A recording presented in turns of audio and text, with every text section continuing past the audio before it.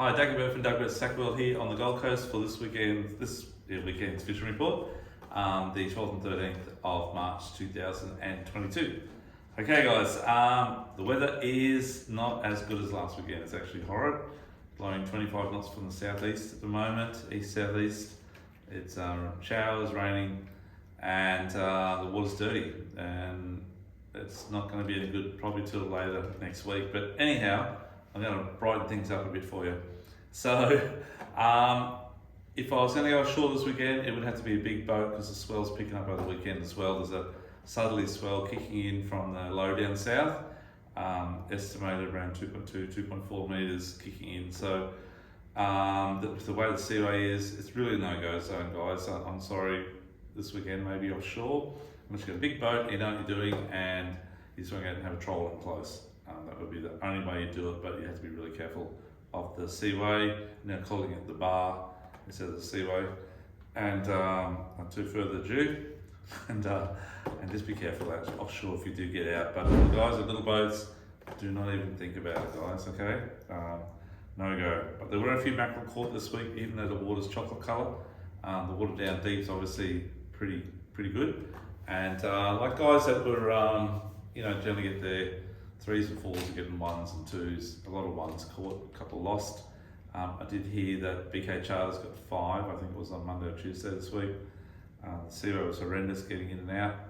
But they were trolling deep diving lures, and the ones that always go well, as we do every week, are the Stratas and Samaki. Then we've got every other brand here as well, but these are the kick butt ones. Those two colours there are very good. And of course Stewie's not here, he's at Barramundi fishing at the moment, so I'm going to represent Stewie at the moment. I can't be tall and thin like him, but I can show you the same lures that he likes to use. And the coral trout colours, again in the Samaki and the Strata lure. Why are these lures so good? Because they get down about 10 to 13 metres, they get down deep. They get down below the dirty water column, and they just swim well, they hold in well at whatever speed you're doing, slow or fast. And they just are very good. They come with good hardware, good hooks, whatever, especially the Strata lures, and they don't default straight out of the packet. They're really good. So if you're after trolling lures when this water does get better, which is hopefully going to be around Friday or Saturday next week, when the winds slow down and the swell drops off a bit, and it looks like before that southerly wind pushing that warm, clearer water in, we may see a bit of blue water or green/blue water in close. The other thing that's been happening in close at the moment too was the Wahoo. So the Wahoo are very early this year, and they're in massive numbers, and I'm quite sure many of you had your lures cut off like I have. I've lost 4 lures in 3 trips or 4 trips on the mackerel, and all bitten off by Wahoo, not by Spanish. It's just really quick, it's like and then the rod goes to that, and you wind it up and it's just loose. And there's nothing. They've got bitten off half up my wind on leader. Don't know why, but it did. So the way to sort them things out is to go Wahoo fishing. So you switch to something like these fellows here, which are skirted lures, heavy. They weigh about 110 grams, roughly speaking. So nearly 4 ounces. It's heaps of weight. You've got a heavy wire trace on the hook end. It's around about 285 pounds, and similar on the front end. And you're trolling these at about around sort of anywhere from 8 knots if you're happy with that speed, but generally 12 knots, 8 to 12 knots. You're dropping them back about 80 to 120 metres behind the boat, and you have to run these on about 30 pound mono minimum, 50 is even better, or 50 pound braid minimum, but 80 is even better, and you need to have a reel with a fairly decent drag on it. So like a 3.5 kilo or even maybe 5 kilo drag will slip at that speed with that much pressure on it. Okay, when the fish hit, it's very quick and it's all over, Red Rover. If you have your drag set too tight, or if you don't have much line and it really gets spooled really quick, because by the time you slow down at that speed, it's ripped off another 100 metres. And or if your drag's too tight, when they hit at that speed, it's a lot of shock. And unless you're running a good size 1-on leader or a good length of leader to take the shock out, and your drag's too tight, perhaps it'll just snap your line straight away. So, but the Wahoo, they're in numbers. They will be out a bit deeper at the moment, maybe on the 36 or 50 fathom line, They're still up north at the moment, and they're still coming down the coastline, and there's a few good ones amongst them, 20 kilo plus, and they're beautiful eating fish. They're great fun to catch. So when you want to go wahoo fishing, you go wahoo fishing, and when you want to go mackerel fishing, you get wahoo as bycatch, but they will bite your lures off. So all the wahoo stuff has wire trace. So the other thing to do is you buy yourself some skirts that'll actually hang in at that speed, something like that type of thing there. These guys are very heavy. Slant head, not a cupped head. A cupped head, they'll shove it too much in catapult. It needs to be a sloped head or a jet head of some type, or a bullet head like something like that fellow there. And you rig them up similar to that, guys. So just like an 8/0 hook or a 9/0 hook in there. Solid hook, that's got a 150 pound wire all the way through, with about 285 pound wire on the hook rig at the bottom here. And short trace, just a bite trace. They've got a long snout, so you need it to be able to go around his mouth like so, without biting you off. And that's the type of rig. So if you've got any heavy skirts at home, just grab yourself some wire, some hook rigs, and some crimps, and off you go and rig up your lures. We can show you do it at the shop here anytime you want. Quite easy. So apart from that, in the trolling scene, the bottom fishing scene, there's been a lot of snapper caught in close for the guys that have been fishing for mackerel with downriggers, and also even just slow troll dead baits and live baits. So the snapper up to like 80 centimetres are nailing these baits, get trolled along for mackerel, and no one's intentionally fishing for the snapper. It's a bycatch on the mackerel trolling. So my suggestion might be, if you want to go catch some snapper on plastics or baits when the weather resides, to go out and have a go in the close reefs as well. 36 fathom reef, snapper there as well, and obviously little dollies around the fads. The water at 36 at the moment just starts to get a little bit clear, and just out past there at about 80 metres it starts to clear up to blue water. The dolphin fish on the out on the 50 fathom fads have been a lot better size. You'll see Gavin from Sea Pro got some good ones this week. They're all sort of around that metre to 1.1, 1.2 metres. So they're obviously better fish out there. There's a heap load of snapper out in the 50s at the moment, everywhere. It doesn't matter if you're up on 27, 40 off the pin, or a bit north the pin, or east out here on 2802 or 304, which is sort of off surface paradise on the 50s, or in between. There are lots of snapper on the bottom. And the general size is around that 45 to 60 centimetres, so it's not a bad size. No real big monsters amongst them, but really nice eating size.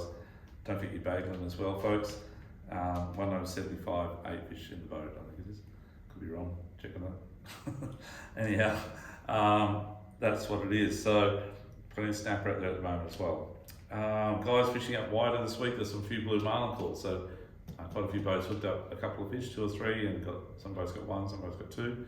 But it's great to see more than one boat get a couple of fish during this week. So the blue marlin are starting to pop back up in the area again.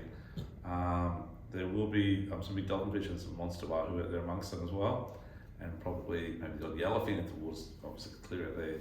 There'll be heaps of debris, floating out from all the way up north down to south over this next, I don't know, probably next 2 months actually. There'll be a lot of stuff in the water, so that will start to aggregate dolphin fish around it at the moment, and as it comes down our way from up north, we will start to see the odd honey hole or lucky dip or Christmas tree out the front here floating along with just glistening with fish all around it. It normally happens in about no less than about 50 metres, but generally happens in about 150 to 300 metres.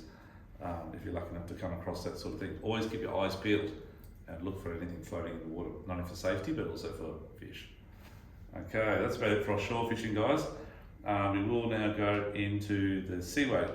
Well, the seaway's a mess, as we know. It's ugly at the moment. It's not the seaway, it's the bar now. Southport Bar. Back in the old days when I was a kid, my dad going out through it. But yeah, just be careful of that sandbank. But if you're going to fish the seaway in a little boat and fish internal of the seaway, just remember that south side's a bit ugly, okay? But I would be going for flatties and maybe jewies and jacks along the inside of the north wall, not necessarily the end of it, but down inside a little bit on the inside of the seaway, and around all the way down to where the rocks end and the trees start along Stradbroke there.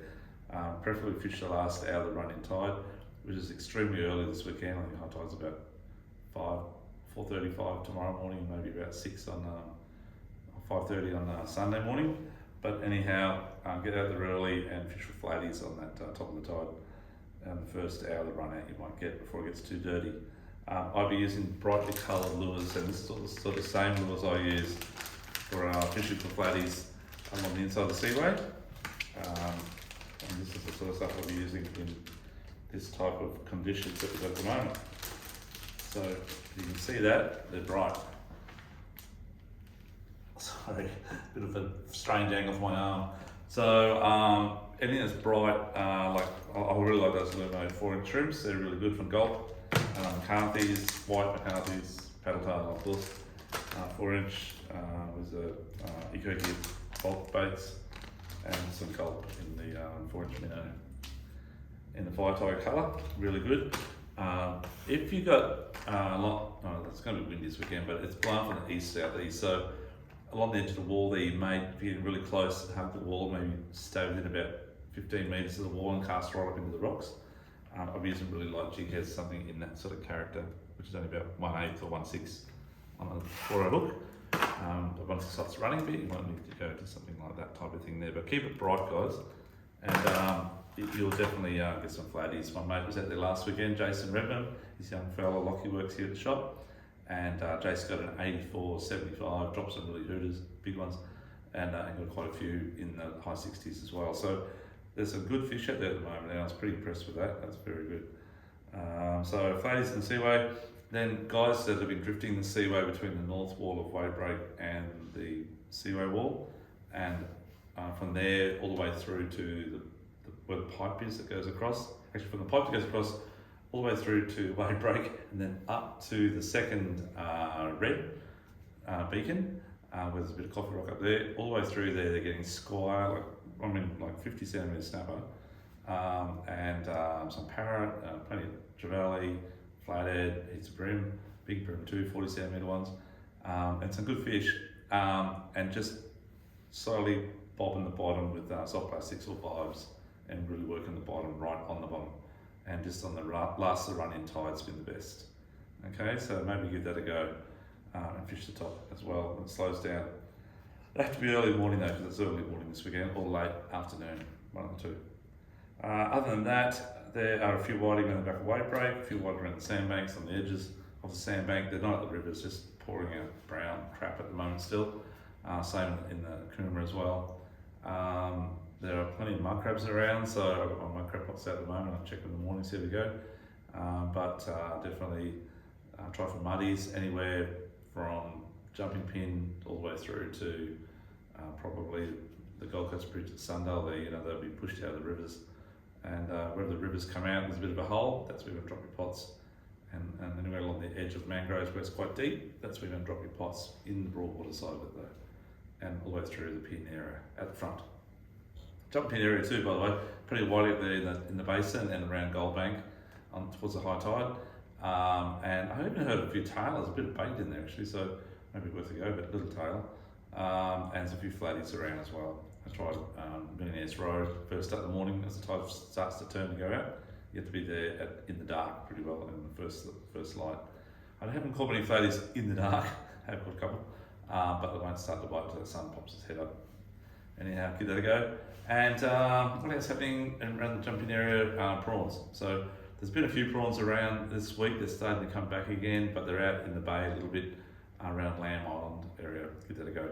Look for the boats, cast your net, and see how you go. It would be on the morning high tide first to run out. So as the days progress, Sunday and Monday will be better than Saturday or today.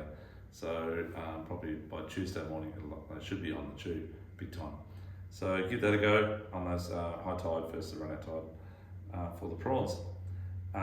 That's probably about it for in the broadwater in the bay. There's a few jacks around the canals too, that's about it. And the odd barra. So other than that, talking about barra, actually Stewie's up at barra fishing at the moment. So he's up at Peter Faust's dam, which is in from Proserpine, and he got his first barra over a metre the second day he was there, and then he's been catching them every day since, and lots in the 90s and stuff like that. So he's having a fat time. He did say to mention that his go-to soft plastic, so he's in amongst all the timber and trees and stuff, and he's been using the squidgy paddle tail prawns, lightly weighted, and side casting. There was these big massive barramundi that have just been smashed, and he's been getting done on 60 and 80 pound leader. And that's the prawns that he's using. So these fellows here, if you can see that, guys and girls. So it's a squidgy big paddle prawn. It looks like that in any of the shops, in our shop, whichever. That's what they look like. And the packaging. They are 110 millimetre. It's a bit of weight in them actually as well. So they cast extremely well. You don't need a big weighted jig head, but you do need a bit of size hooks for probably a 6/0 or 7/0. And casting in amongst the timbers, and he's just twitch, little light twitch, and just come over, and next minute there's a bucket sized hole in the water, and they've engulfed it, and that's all, it's on helpful level. So the other thing's going right too, I've been a bait junkies. I filed one of our customers that got that meter 20 or 15 whatever it was recently, on the Gold Coast, was using one of these fellows here, which is a bait junkie, and a big paddle tail. Okay, they are a very nice lure, and they definitely catch barramundi up there as well as on the Gold Coast here. So strange to hear barramundi on the Gold Coast, but there are lots caught on the Gold Coast.